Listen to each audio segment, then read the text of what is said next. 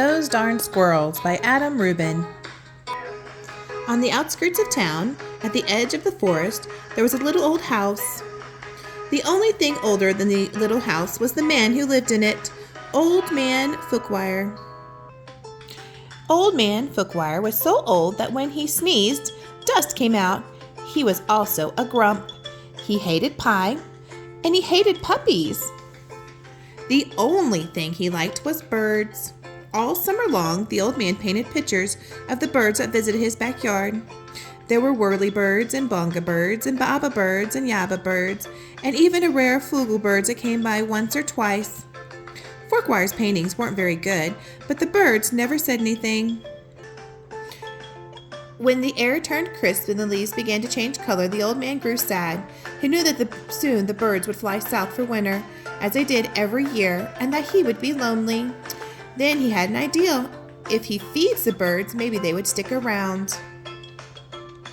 So Old Man Forkwire built a beautiful bird feeders and put them up all around his backyard.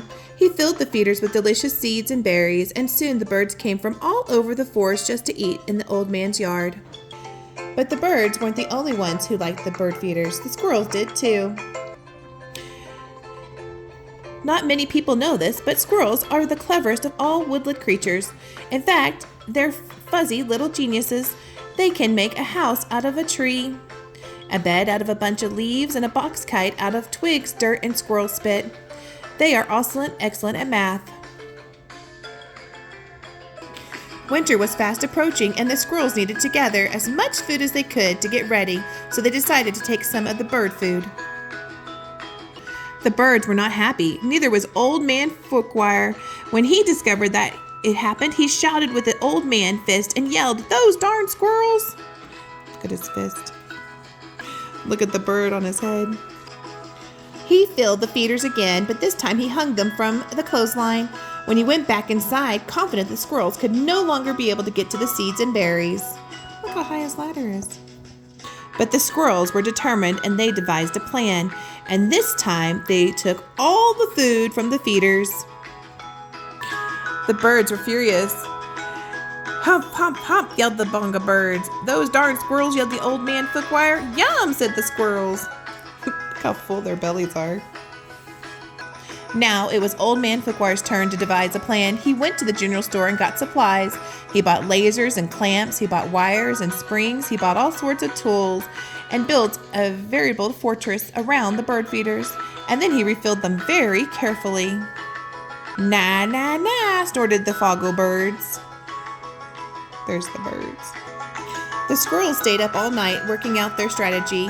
They drank cherry cola and ate salt and vinegar chips to help them stay awake.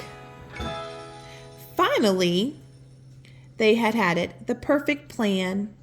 They put their tiny helmets and prepared to launch themselves in the air, over the fence and between the lasers and into the bird feeders. The first squirrel misfired and hit a tree. The second squirrel went into a high and landed in a bucket. And the third squirrel sailed right over the house. The birds laughed and laughed, and they each had last delicious mouthful of the seeds and berries from the old man's feeders, and they flew south for the winter, just as they did every year. After the birds left, the Old Man Fookwire was lonely, just as he was every year. He fixed himself some cottage cheese and pepper, his favorite snack, but he was still lonely. When he looked at the window, the squirrels could tell that he wasn't happy. "Go away," shouted the old man. "I don't like the squirrels." The squirrels held a meeting deep inside the large tree. They decided to give the old man a present to make up for all the seeds and berries. Now, not many people know this, but squirrels are not only fuzzy little geniuses, but they also collect just about anything they find on the ground. Those squirrels had a vast stockpile of spectacular junk to choose from. But what would Forkwire like? Bottle caps, popsicle sticks, postage stamps? Finally, they had it, the perfect gift. The squirrels stacked all of their loose change in Old Man Forkwire's steps. There were dimes and pennies, there were nickels and quarters, there were even a few tokens from Coco's arcade. It all added up to $47.36, plus a few rounds of skee-ball. "Maybe you squirrels aren't too bad," said Forkwire when he found the coins, "but still, I like the birds better."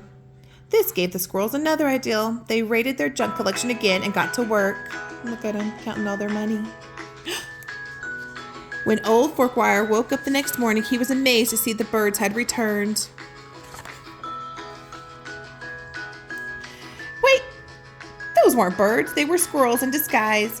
Great googly moogly, said the old man Forkwire. This will make quite a painting. He ran outside and took down the lasers and the wires and the spring-loaded trapeze. He turned all the bird feeders into squirrel feeders, and then he painted till his brush ran out. The squirrels were so overjoyed they had a party at Old Man Forkwire's house. Those darn squirrels, said Forkwire, and he shook his old man fist and smiled. Look at these squirrels having a party in his house. And with that, I hope you enjoyed tonight's story. Please don't forget to like and subscribe, and remember always that Nani loves you.